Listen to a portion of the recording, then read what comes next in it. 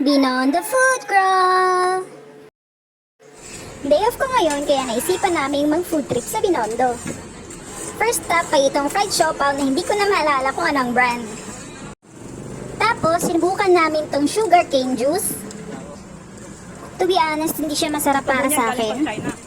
For the sake of trying, pero hindi siya ma-again-again. Para sa akin lang yun maaring yung hindi masarap sa akin ay masarap para sa iyo. Pero one thing na na-observe ko habang iniinom ko to ay panay yung utot na ante mo.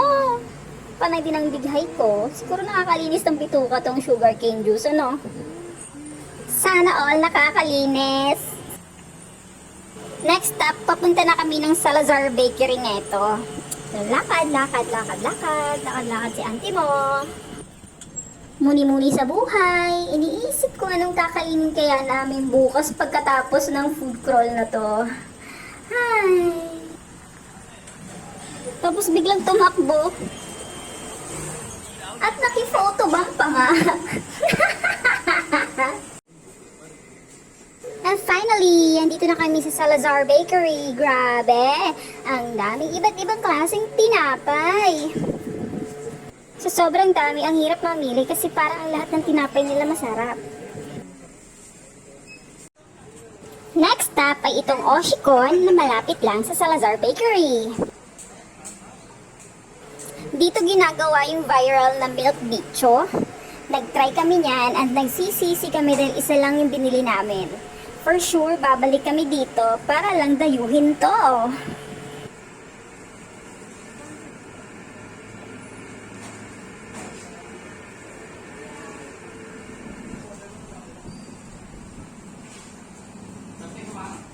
Apo.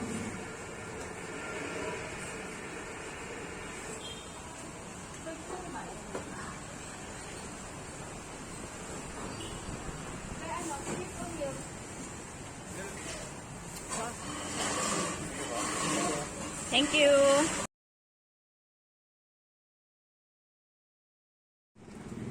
And lastly, pumunta kami ng Laylay Hotel para itry yung kanilang Laylay Noodles.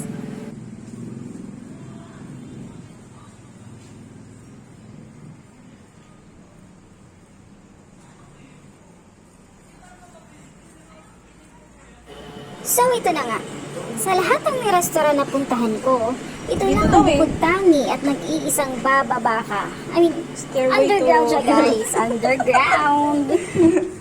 Dito heaven eh. Going down. Going up.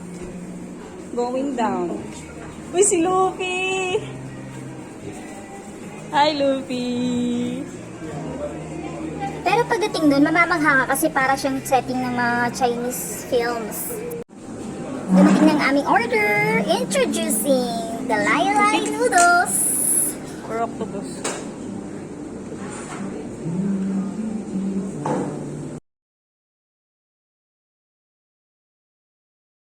Pinartneran din namin ng spicy pork. Hindi namin naubos yung pagkain guys kasi bukod sa medyo busog na rin kami, parang maalat siya. Medyo maalat siya. Kaya tinake out na lang namin. Kaya after namin magbayad, picture-picture kay Luffy and kay Donald Duck. Yun lang. Thank you for watching. Bye!